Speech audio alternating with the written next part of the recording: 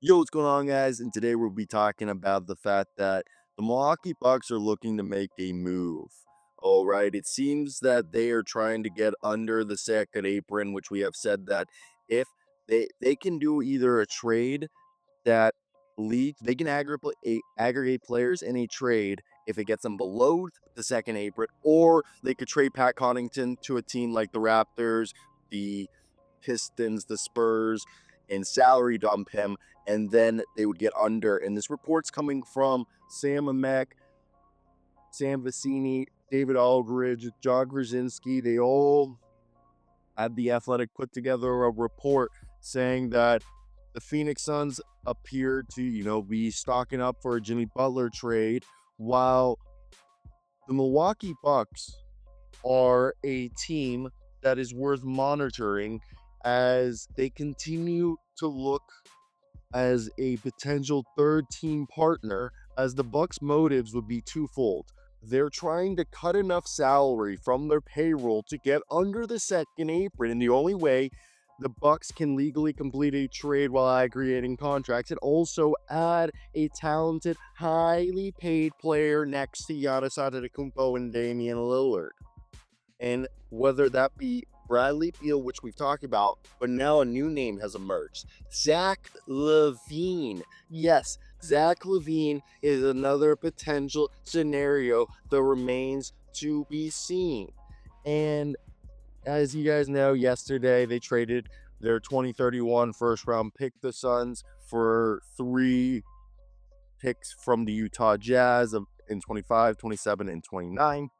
Obviously, they're the least favorable of the Jazz's picks, but they unlocked their 6 next drafts. And with the Bucks here, because we're just going to talk about the Bucks. This is big, big news.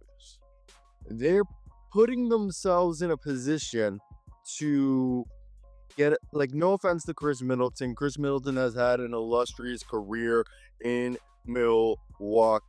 And I think that's part of the reason why they've been able to just keep this situation how it is because I think they wanted to do right by Chris and see if he could come back. But man, it's been 18 months and multiple surgeries, multiple injuries, and at this point, it doesn't look like Chris is going to come back. And if he does come back, it's not what it once was. So I think they're making, obviously, the correct heel. They have to pivot. And on the market right now, I do agree that people have brought this up in we made 2 Bradley Beal videos in the last 3 days, because yesterday with the Suns trade, we also found out that Bradley Beal told the Suns allegedly that he'd be open to waiving his no trade clause to go to Milwaukee. But a lot of people were like, well, Bradley Beal doesn't want to go from being a third option to remaining a third option and going to a cold place. People brought up good points, but I think at the same time, Bradley Beal could also be getting forced out in Phoenix, and they're basically telling him, like, hey, we're just gonna, like, make your life miserable and until you leave or waive your no trade clause. Like, how people suggested that they were keep moving him to the bench was part of that, allegedly. But also the other thing people said is Bradley Beal isn't a reliable enough in terms of being healthy or durable enough. Or, yeah, he's been better this year defensively, but over the last several years, he's not like the defensive guy that the Bucks need. So people were just saying that, like, if we were going to go for a guy like Beal, it'd be better if we go for Zach LaVine. Zach LaVine this season is is an all-star player. And he's almost back to, thing is people don't realize Zach LaVine at his peak is a borderline all-NBA player, and he's almost at that level, if not is at that level again. And that guy is only averages 25, 5, and 5. That's really hard to find. And the thing with LaVine is he kind of fits because he can play the 2 or the 3, and he can even play the 1. And he just really fits what they need in Milwaukee. And Zach LaVine, I'm not saying he's a good defender, but he actually can play defense. He's not inept and he has like the size. So the fact that they're interested in Zach LaVine, I would agree that if you had to choose between Zach LaVine or Bradley Beal, I would definitely be both. Zach LaVine would be the better option. Plus, if you do a deal with Chicago, Chicago has Torrey Craig and Javon Carter. First off, Javon Carter is a guy that I personally think the Bucks, if they could possibly bring back, would love to do. And another guy, Torrey Craig, is so if they were to, I'd rather do a deal with the Bulls and try to get under the second apron to bring ourselves, like, think about this.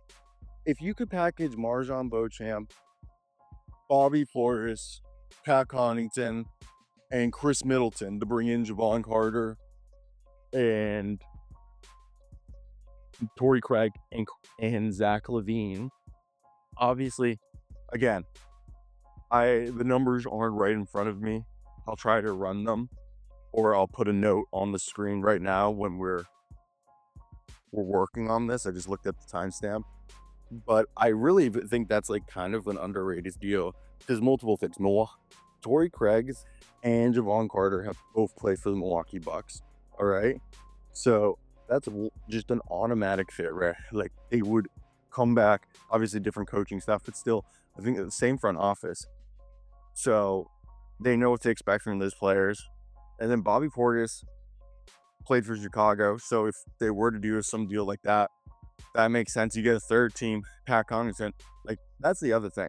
Either way, I think we'll do the rest of the video. Will just be the breakdown of what a Bradley Beal trade would look like. But what do you guys think about this, like, whole the whole Zach LaVine idea I just floated here? Yo, what's going on, guys? And today we're going to be talking about a report coming from ArizonaSports.com, 98.7, I believe, FM. John Gabadoro, fellow Italian, is putting out the report we talked about yesterday or the other day, that Mark Stein of the Stein Line reported that the Milwaukee Bucks were interested in Bradley Beal, and I floated the idea that this could potentially be, off the speculation of that report, that it could maybe be a deal where obviously we know that the Heat don't want Beal and Middleton becomes an expiring contract after this season. You could maybe find a facilitating team like Charlotte or Toronto, who has publicly stated that they would like to be facilitators, or a team like San Antonio that has veteran contracts that would fill in. So there's deals out there, and we saw today that the Phoenix Suns obviously pulled a trade off that was quite interesting and quite smart, if we have to say so myself. So let's give a round of applause to James Jones. So real quickly to recap what was broken by Shams Charania, the Suns traded away their unprotected 2031 and they churned that into the 3 first-round picks from the Jazz. Basically, the Jazz consolidated their picks that were of lesser value for a unprotected pick that you would assume in 6 years will be quite valuable. So the Suns acquire the least favorable of the first round pick in 25 from either Cleveland, Minnesota, or protected Utah. In 2027, they get Cleveland, Minnesota, or Utah. In 2029, they Cleveland, Minnesota, protected, or Utah. So this allows them to unlock their next 6 drafts, breaking up their lone tradable first round pick in 2031 into 3 firsts. For the 2025, the Suns are likely to get the Cleveland first round pick, as the Cavaliers have the best record in the league. So just a really smart way to consolidate their picks. Now let's talk about the next thing that I do want to address. Everybody is gonna look at this and say, oh my God, how would the Bucks or any team that's over the second apron be able to trade for a player that is also going to cause them, basically the second apron rule. How does that work? Well, a few weeks ago, if you guys were a part of the internet discussion or paying attention to this on the internet, we found out that through, I think, Keith Smith and a few other individuals, I think Eric Pincus also put something out. Shout out Pincus. But he's actually like a friend of mine in real life. Went and watched the basketball game with him. Now, either way, teams in the NBA's second tax apron are able to aggregate salaries in a trade that gets them below the apron, or execute kind of like multiple trades in succession to make it under the apron. So in theory, the Bucks would need to trade Pat Connaughton to get under that said threshold to allow them to acquire a player like Bradley Beal. So let's bring up those ideas. So before we deep dive into this, these trades are all CBA and cap compliant. So obviously straightforward 3-team trade: Middleton, Portis, Connaughton going to the Heat, Beal, Richardson, Burks to the Bucks, Butler, Beauchamp to the Suns. Richardson probably would be bought out because he's only played 8 games this year and has like this nagging heel thing. Marjon Beauchamp's been on the block. They're trying to move him. Connaughton's opened to be moved. They have him on the block, and that's one. The other one is Zach Collins becomes an expiring next year. They also get a shooter in Julian Champagnie, and then let me show you the other two. And then the other two we had that we'll break down in this video is my favorite if they were to do something this ostentatious. They get Cody Martin, Vasi Micic. Micic could kind of be like similar to how they ran Goran Dragic. They get Cody Martin, the twin brother of Caleb. They get Chris Middleton, who becomes an expiring. Josh Richardson gets bought out, and they get Bradley Beal, the Bucks. You can throw in picks wherever you want. Imagine whatever draft capital makes you happy. And then the Hornets get Pat Connaughton and Bobby Portis. Bobby Portis helps mentor Mark Williams. And the other one is Ochai Agbaji, Chris Boucher. And because both of those guys fit Heat culture. And then the same logic applies with the Raptors. Let's break into this video, similar to what we did yesterday or 2 days ago. Yo, what's going on, guys? And today we're hearing Mark Stein of the Stein Line putting out a report that allegedly the Milwaukee Bucks are interested in Bradley Beal. And we had kind of floated that idea that there was murmurings of it. So now, before we start today's video, I want to hear you guys' thoughts down below in the comment section. What do you guys think of this report by Mark Stein of the Bucks being interested in Bradley Beal? They would obviously need another team to facilitate it. And I really think, as you guys have seen on the screen, I have shown you guys 4 trades. 3 of them are 4-team trades with a third team acting as like a facilitator to help salary dump and probably take on compensation, with the Raptors, Spurs, and the Hornets being the 3 teams, as we heard the Detroit Pistons are looking to be buyers. So the Milwaukee Bucks are coached obviously by Doc Rivers, and with Chris Middleton seemingly not returning to himself, Bradley Beal could be someone that they target, as Jimmy Butler wants to go to Phoenix. The Heat don't want Bradley Beal, and the Heat might be more enticed to take Chris Middleton on because he becomes an expiring contract next year. So, and plus he makes $20 million less. So today we'll talk about the fit for Bradley Beal with the Bucks and how all these trades would work for the Suns, the Raptors, the Spurs, and the Hornets.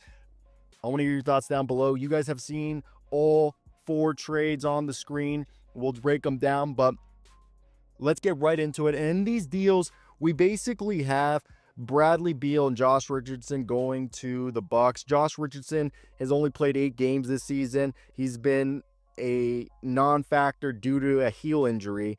And the Bucks under Doc Rivers have gotten better defensively. They've really leaned into Damian Lillard and Giannis Antetokounmpo, with Brook Lopez starting, to round into form after a slow start to the year. So bringing in a guy like Bradley Beal would make this team an offensive powerhouse. They'd have the consistent 3-point shooter in Bradley Beal, who can actually be a point of attack defender. They get themselves, they can also, by the way, waive Josh Richardson and sign somebody. And this is a team that would improve offensively. Yes, this trade might make them slightly worse defensively, but I think Doc Rivers would be able to integrate Bradley Beal to maximize his scoring while balancing out his defensive capabilities, sort of like how he did with Ray Allen and Paul Pierce, as I really do believe that's possible. Now, Mike Budenholzer, who's actually formerly the Bucks coach and now the Suns coach, he's a guy who likes ball movement, player motion, and perimeter shooting. So they want Jimmy Butler, and Jimmy Butler's going to improve their defense and really just help this team in general. And Bradley Beal isn't somebody that the Heat want. So by either having a team like the Raptors take on Bobby Portis and Pat Connaughton, or the Spurs take on Pat Connaughton or Bobby Portis, or the Hornets, and then each team has different, they are what they're, besides Chris Middleton, whatever. So if it was the Hornets would be giving up like Cody Martin and Vasilija Micic to go to the Heat, because the Heat could use Vasilija Micic kind of like Gordon Dragic, and Cody Martin's Caleb Martin's brother. So they would probably use them, and they're both have another year remaining on their deal, and they're flexible, cheap contracts. While the Spurs could give up Zach Collins, and I think what we did with the Spurs was Zach Collins, and I think it was Julian Champagnie was the deal we did right there. So that's another one where you're thinking for the Raptors are basically able to send out their Chris Boucher and Garrett Temple if they wanted, or Ochai Agbaji was in this deal because he kind of fits the Heat culture too. So for all these deals, I think it goes to show that the Heat could get themselves a little nice package of players that they can trade or reallocate for another, or really just they fit into their cultures. And for each of these teams, by the way, before we continue this whole Bucks thing, is that under the interim coach Mitch Johnson, they're trying to find guys who are going to help them win now. And I think Bobby Portis and Pat Connaughton, two guys on relatively cheap deals, give them some more veteran experience and allows them to blend veterans with, the young players in this team that's trying to probably to make a play-in push. The Hornets, they're playing a lot faster under Charles Lee, and they're kind of taking a gap year after Grant Williams got hurt, and this is the last year that they have a protected pick. So it's in their best interest to be a lottery team. If not, they lose their pick. And the Raptors have made it clear that they actually want to be facilitators. Chris Boucher, somebody who fits the Heat culture. Same thing with Ochai Agbaji. Now, if we look at this, I think a potential Bradley Beal move would allow Doc Rivers just to have an explosive guy on the team, as this year Bradley Beal's averaging 18 points, 48% from the field, and I think he's shown when he's healthy he can be really impactful on defense for the first time in years. While Mike Budenholzer's system with ball movement and perimeter shooting, especially focusing off of those two offensive nucleuses that are Devin Booker and Kevin Durant, Tyus Jones is their only true point guard. They're kind of playing Monte Morris, and then off the bench they have Grayson Allen and Royce O'Neal. I think one thing that's obviously Bradley Beal is now, and then of course also Jusuf Nurkic. And this is another thing, is Jusuf Nurkic might be included in this deal if this was supposed to be done. But bringing in Jimmy Butler, Jimmy and Tyus Jones would be your two best passers now. And you'd probably move Ryan Dunn to the bench because you'd probably go Devin Booker, Tyus Jones, Jimmy Butler, Kevin Durant, and Nick Richards. And now you have Ryan Dunn, Royce O'Neal, Grayson Allen, and Mason Plumlee off the bench, which I think Butler, who 18 points a night, 55% from the field so far, he's going to be a guy who can also be their team's, like I said, secondary playmaker. While I think the Raptors could benefit from the hustle and shooting that both Pat Connaughton and Bobby Portis would give them. Plus, they're players that they could flip. Portis is averaging like 14 and 8, and he actually can play on the floor with Jakob Poeltl, or be a guy who could be their sixth man and really help them. There's also, if the Heat wanted to add another player in this deal, they could take out Ochai Agbaji or take out Chris Boucher, I believe it is, and they could do Bruce Brown. There's a way that the Heat can get Bruce Brown in this too, which is possible. But I think Darko Rajakovic is cool coaching anybody, especially if they play hard. And I think Connaughton and Portis both are guys who fit there. While we already talked about how the Spurs getting seasoned players like Portis and Connington would provide leadership and experience, especially championship experience, to a young roster. That as both players offer not only scoring and rebounding, but that significant presence that the Spurs won in their growth-oriented strategy around Victor Wembanyama. And I think Pat Connaughton and Bobby Portis would help Tejan Saloon and Mark Williams, especially now that they traded Nick Richards.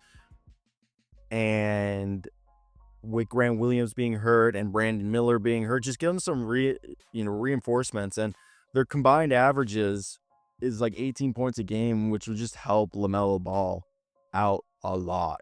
So for me, I think if you look at a deal for Bradley Beal, the Milwaukee Bucks under Doc Rivers are a team that has really wanted to be an offensive juggernaut. And part of the reason, the first year, if it was Chris Middleton was out all year, but now, and then he didn't come back till later of the year.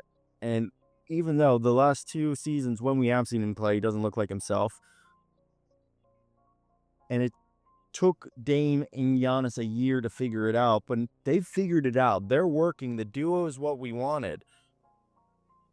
However, it was supposed to be a 3-headed dragon. It's really a 2 1/4 because we haven't seen Chris. So for me, I see this being getting a guy like Bradley Beal. Yeah, it's going to be expensive and you're double downing, but you might as well because it's probably the best player. Unless somehow you can get Zach LaVine, those are the 2 best players that you could possibly get if you're the Milwaukee Bucks to replace Chris Middleton with an actual bona fide guy who can be in the top 30 echelon. So that's my whole thoughts on that. I want to hear your guys' opinions. What do you guys think and why, if you guys agree with me or not? That's going to be it for me. But peace. Also, let me know which trades you guys like. I made sure to have them loop throughout the video, but yeah, peace.